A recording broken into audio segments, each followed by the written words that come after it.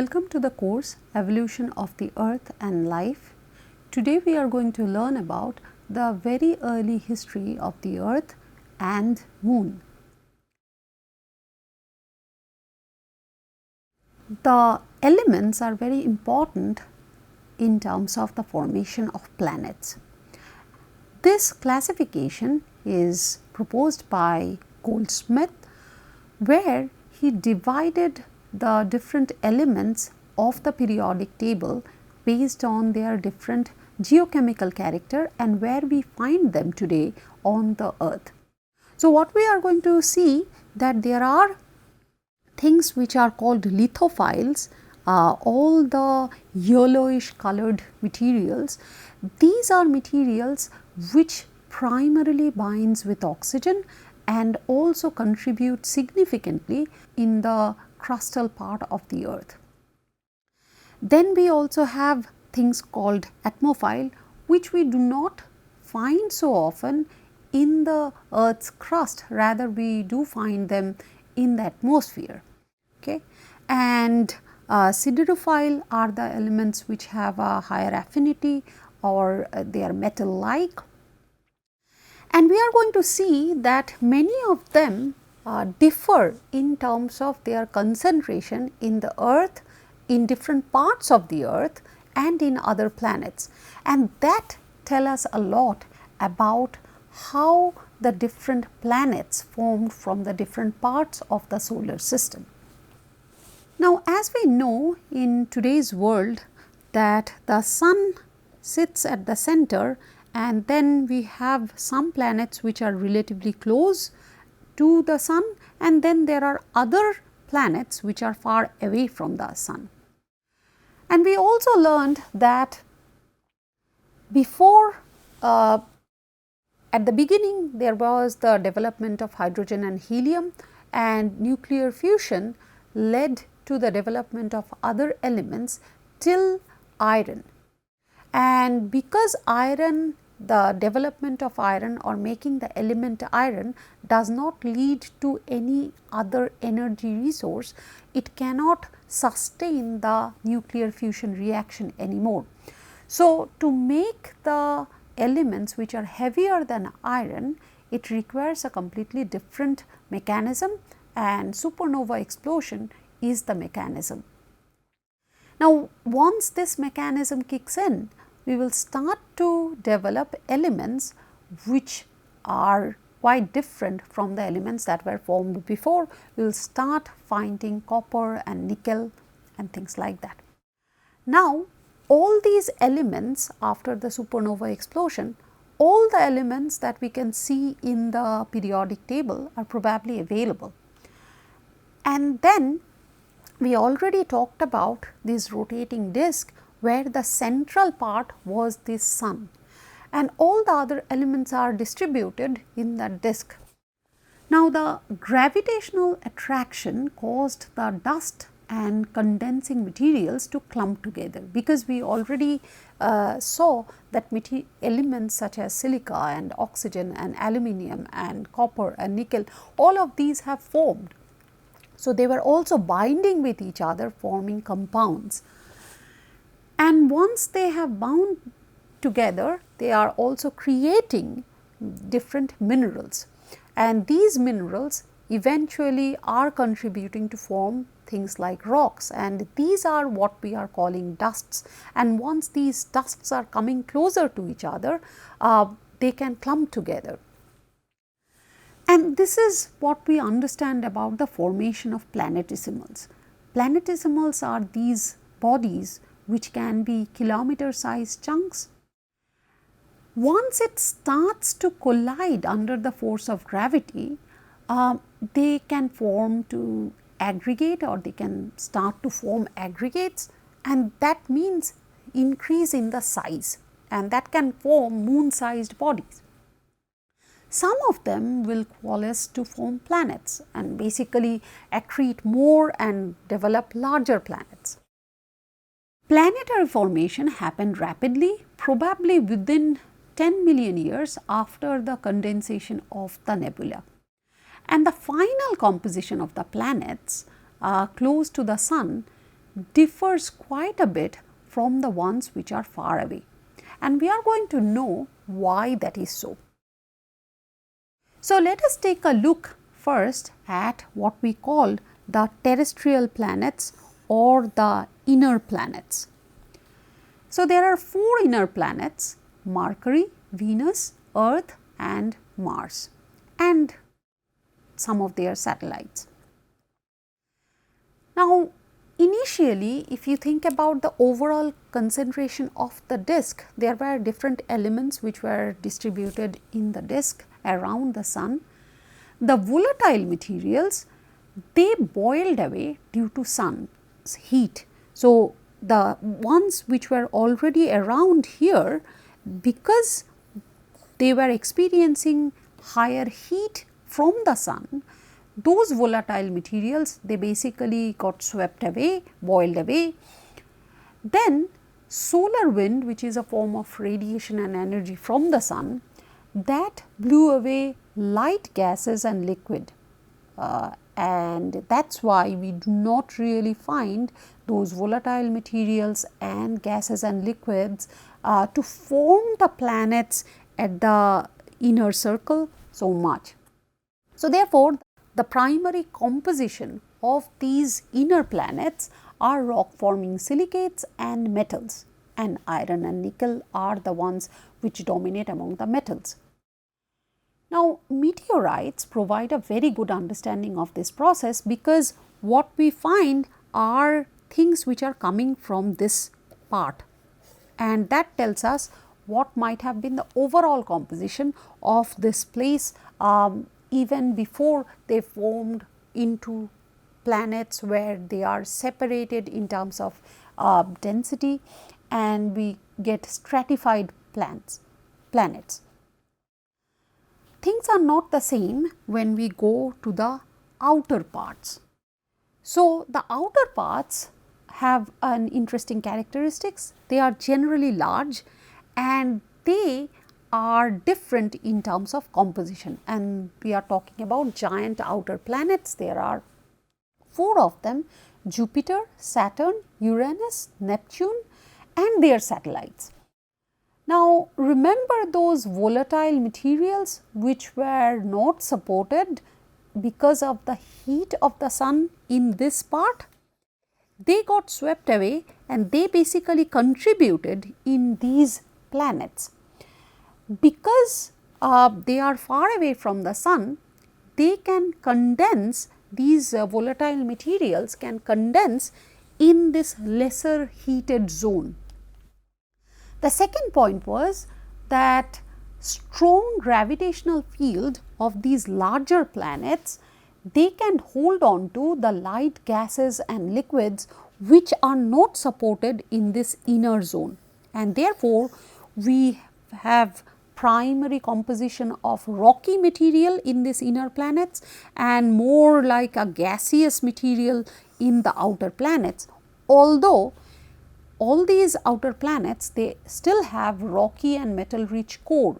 It is just that they also have a very high amount of volatile and gas, and because of the distance from the sun, they can keep it in a more condensed form, and because of their high gravitational field, they can still hold on to some of these lighter gases and liquids, which is not possible for the small sized planets that we see closer to the sun. There is still another part of the solar system that we did not discuss, and that is this part which is called the asteroid belt. These are the small bodies of the solar system. Probably there are more than 10,000 asteroids. Meteorites are some of the small asteroids. Now, there was one idea that probably there was a planet before which got crushed and then eventually created this asteroid belt, but now the understanding is that they represent the planetesimals that formed at the beginning of the solar system. They just did not coalesce or aggregate because of the influence of gravitational pull from Jupiter, and that is why we find them arranged in this belt like fashion, and the contribution of meteorites come from here. So, apart from the meteorites, it also has comets, and comets are these dusty icy particles. Sometimes they can be quite large, and that gives us clues about more volatile components of the solar nebula. So, the meteorites tell us more about what probably happened around here, whereas comets probably tell us more about what happens around here. And therefore, the meteorites as well as comets are extremely important to understand the evolution of the solar system and the planets. So, now we are going to embark on the very early part of the Earth's history, and it is generally called a time marked by Hadean. This has a reference to mythology where Hades was the lord of the underworld, which was constantly burning. As a result, the name of the Earth's first historical time of formation is called Hadean, telling us about a very high temperature and environment, and probably with a large impacts. Now, let us try to understand what we know about Hadean and how do we interpret the Hadean history of the Earth. Now, early Earth experienced a lot of meteorite impact. How do we know about it? One source of information is the moon. As we understood that moon has a lot of craters, and the craters also can be understood in terms of the frequency of large versus small craters, and if you can add dates to them, that even tells us about the frequency of meteorite impacts and their relative sizes with time. So, the crater counting gives us the initial understanding of how the ages of different surfaces are, but if we add ages of the meteorites as well as some of these crater surfaces, they tell us something about the overall age of these events, and that gives us a very interesting pattern. What it shows us is that with time, as we come closer to the modern day in terms of the Earth's time, the impact rate has decreased. But if we look at the early history of the Earth, we find that the early history of the Earth had a very high rate of such meteorite impacts. Some of them are called early bombardments, and then this one, which is very important, is called a late heavy bombardment. Now, the second thing that we know about the early history of the Earth, especially Hadean, was that because of these impacts and impacts of the planetesimals, the temperature must have been quite high, because every time a planetesimal impacts, the kinetic energy converts to heat, and that adds to the temperature increases. The second source of temperature is the decay of radioactive elements. As the radioactive elements decay, it also releases energy, often the heat energy. And if we think that the Earth has a constant budget of the radioactive elements, there were things which basically decayed at the beginning, releasing a lot of heat, and it is still doing that, but at a lesser rate, and therefore, at the initial part must have been quite hot, and which also indicates that there must have been early melting produced a layered Earth. So, when we think about the development of the planet, we know that it is by clumping and bringing different planetesimals, which are solid materials, but by bringing them together and impacting of more planetesimals, which can be drawn because of the increasing gravity, it will lead to high temperature, increasing temperature will also be supported by the radioactive decay of the elements. All of these would lead to eventual melting of these initial planets. So, in terms of the Hadean, what we know that probably 4.6 to 4.5 was the main phases of accretion, where planetesimals were coming closer to each other, combining and forming this planet.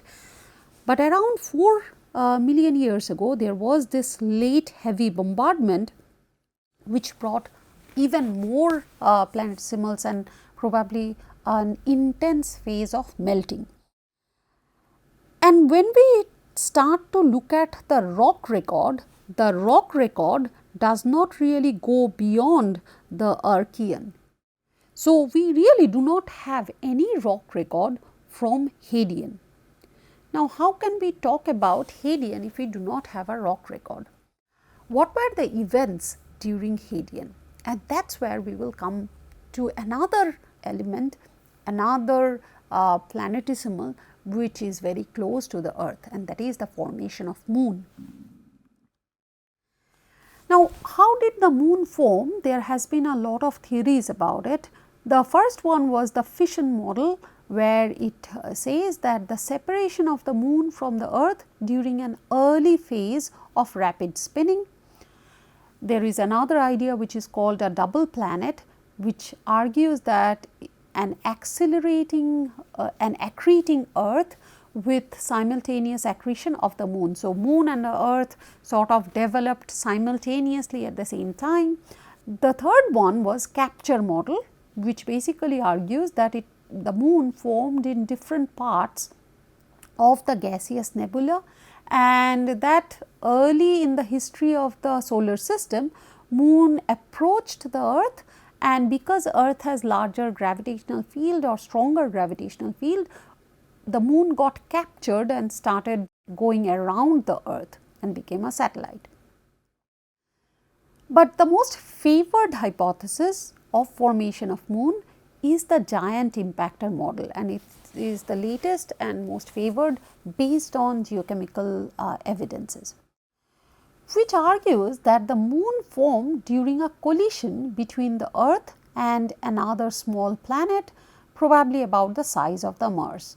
And often this impactor is called Theia, which impacted the Earth, and after the impact, these debris, which includes part of the Earth as well as part of Theia, which started rotating the Earth because of the gravitational field as a disk of debris, and eventually coalesced together to form a Moon. So, Moon should record some of the signature from Theia as well as the initial formed Earth.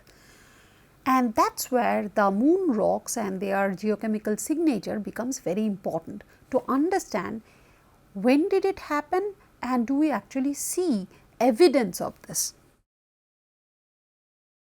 So, as part of the Apollo mission, people collected a lot of debris from the Moon as well as the Moon rock. The Moon rocks primarily are of basaltic type. That is what has been analyzed primarily, and it shows a very low concentration of iron. So, if we look at some of the meteorites, some of the very primitive meteorites or the chondrites, we find that the iron concentration is 27%. Now, we know that the surface of the Earth has a relatively low concentration of iron. However, if we calculate the whole Earth, then we find that the concentration of iron is 34%. Whereas, if we look at the Moon, then it is only 13%, which is very low. Now, it is true that probably some of the iron is located in lunar core, and if we calculate that, it still does not add a lot to the overall iron percentage of the Moon, because the lunar core is very small, probably 3 to 4% of its mass.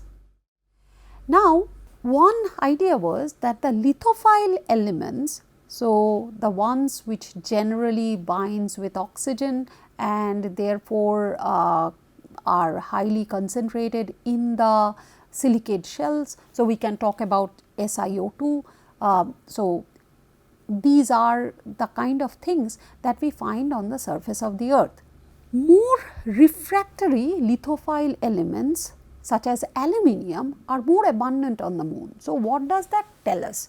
First of all, that why do we have less concentration of iron, and why do we have relatively higher proportion of some of these refractory lithophile elements? So, if we look at the plot of different kinds of elements on the earth as well as in the moon, and we are comparing it with a meteorite, thinking that meteorites are representing what was the initial condition, what we will find that earth has higher concentration of strongly siderophile elements, whereas moon has a relatively low concentration of strongly siderophile elements. And why is that? Siderophile elements are those elements which have a chemical affinity to metallic iron. Okay?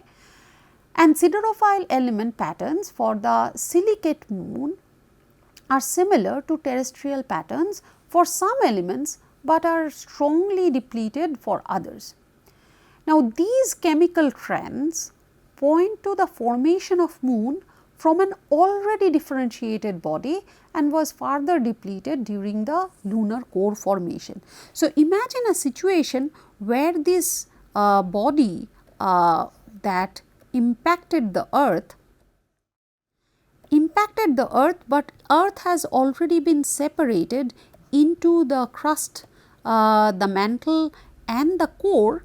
Then most of these siderophile elements are situated in the core, and probably this theia could only take out part of this, and the debris that will be created because of this impact will be primarily concentrating the things that are found in the crust and mantle, but not really things which are concentrated in the core. And then these will form the moon, and then part of it which are still siderophile, which are still heavy, things like iron and nickel, they are going to go to the center and basically create the core. As a result, when we are taking a look at the moon sample, they are not going to have strongly siderophile elements, and that is why this difference we see. So, this points to the fact that when the moon formed and when the impact happened, the earth was already differentiated, and that is the reason we are finding this difference. There are computer simulations which also try to create this pattern, and which shows us that an impactor quite large in terms of its mass, probably a Mars sized object. The mass could be 6 times 10 to the power 26 grams. It is 10% of the Earth's mass, but still a large enough body. It collided at an oblique angle with an almost fully formed Earth to produce iron poor moon. And because of this impact, probably part of the Earth again went to multiple phases of melting. But when we think about the layered Earth, we should understand that the Earth material differentiated primarily based on the gravitational sinking, and this gravitational sinking happened. It can happen only when things are molten. If things are already solid, it cannot really partition, it cannot really sink. So, after the initial accretion, when things started to melt because of the bombardment, because of the decay of the radioactive material and adding heat, it started to melt. In this molten phase, the densest material started to sink, and that created the core, whereas less dense, which are silicate minerals, they rose to the surface. and the things in between settled for the mantle, which is the thickest layer of this differentiated earth. There was probably at the initial phase magma ocean too, that means it is a large volume of magma which are constantly going through this molten phase. It probably also cooled down to form crust, but the crust that was formed in Hadean was not a one which is permanent, which probably went through multiple phases of melting. Meteorite impacts increased concentration of some elements on the upper earth, because they basically added new things to the upper earth, and those things can never go at the center. Now, what is the record of all of these events from the earth? As it turns out that we get some minerals, particularly zircon minerals, which show us very old record of the earth. In fact, we get ages which are 4.4 plus minus 8 million years. So, we are talking about a history of the earth which dates back to 4.4 billion years. Now, interesting part of it is we always find these minerals enclosed in metamorphic rocks which are of younger age. Question is, why don't we have rocks of this age only minerals? The answer to that is, as we know that initially the crust was forming probably during this Hadean, but they were also melting. This zircon mineral is something which is heat tolerant. So, this did not melt and this got enclosed into some later forming rocks, but the whole rock never got preserved because it went through multiple cycles of melting. And as with time we started to get a more stable crust formation of the earth. So, during Hadean, the records that we are looking at primarily comes from these zircon minerals, some records from the moon as well as the meteorites. So, in summary, today we learned how the elements developed and how it contributed to form different planets in the solar system. Why the inner planet composition is quite different from the outer planets, and where did we get the meteorites and the comets from. We also learned about the conditions during Hadean of the earth and how the moon formed from an impact of the earth. We also learned that how we can use the geochemical signature of the moon and compare it with the earth to understand whether the earth was already differentiated or not when this impact happened. Finally, we looked at some of the Hadean records in the form of zircon minerals from the earth. Here are some of the resources that I used for the slides, and here is a question for you to think about. Thank you.